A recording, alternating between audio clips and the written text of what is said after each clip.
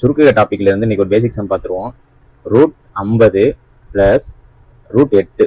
இங்கே முக்கியமான ரூல் என்ன அப்படின்னா, ரூட்டுக்குள்ள ஒரே வேல்யூ இருந்தால் தான் ப்ளஸ்ஸோ ஆர் மைனஸோ பண்ண முடியும். அப்போ இந்த ஒரே வேல்யூ கொண்டு வரணும்னா இந்த ரூட்டுக்குள்ள இருக்க வேலையை பிரிக்கணும். அப்போ √50 எப்படி பிரிக்கலாம்னா 25 × 2ன்னு பிரிக்கலாம். ப்ளஸ் 8 எப்படி பிரிக்கலாம்னா √4 × 2. இப்போ √25 வெளியே எடுத்தா என்ன வரும்னா 5 வரும். அப்போ 5 √2ன்னு வந்துடும்.